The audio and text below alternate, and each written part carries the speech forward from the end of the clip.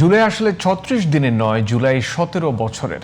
যেদিন দেশে গণতন্ত্র হরণ করা হয়েছে সেদিনই জুলাইয়ের সূচনা হয়েছে, এমন মন্তব্য করেছেন মুক্তিযুদ্ধ বিষয়ক মন্ত্রী অ্যাডভোকেট আহমেদ আজম খান। রোববার রাজধানীতে অগ্নিঝরা জুলাইয়ে চিকিৎসকদের অবদান শীর্ষক আলোচনা সভায় তিনি বলেন, অনেক জুলাই যোদ্ধা এখনও স্বীকৃতির আওতায় আসেননি, তাদের অন্তর্ভুক্ত করতে সরকার প্রয়োজনীয় পদক্ষেপ নিয়েছে।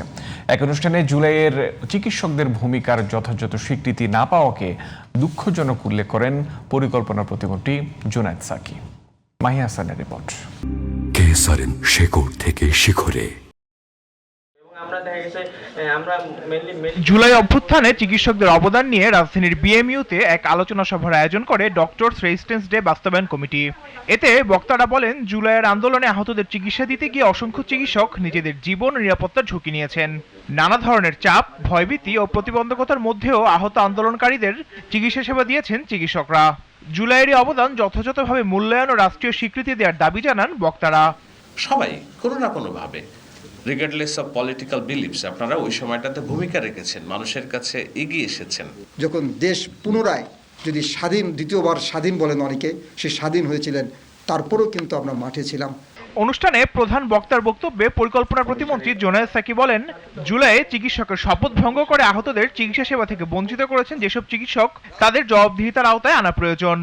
রাজনৈতিক মতে বিশ্বাস থাকতে পারে, কিন্তু একজন চিকিৎসক তিনি আসলে তার কর্তব্য পালনে অবহেলা করেছেন, তিনি শপথ ভঙ্গ করেছেন, সেটা তাকে জবাবদিহির আওতায় আনা দরকার।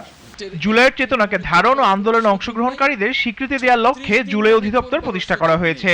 একই সঙ্গে গত ১৭ বছরের আন্দোলনে গুম ও হত্যা শিকার ব্যক্তিদের স্মরণ ও যথাযথ মূল্যায়নের ব্যবস্থা করা হয়েছে বলে জানান মুক্তিযুদ্ধ বিষয়ক মন্ত্রী অ্যাডভোকেট আহমেদ আজম খান। জুলাইয়ের কৃতিত্ব সকলের, যারা জুলাইকে নিজেদের ঘরে তুলে ফায়দা লুটতে চান তাদের উদ্দেশ্যে পরিষ্কার বক্তব্য, জুলাই বাংলাদেশের 18 কোটি মানুষের কৃতিত্বে, কোনো ব্যক্তির নয়।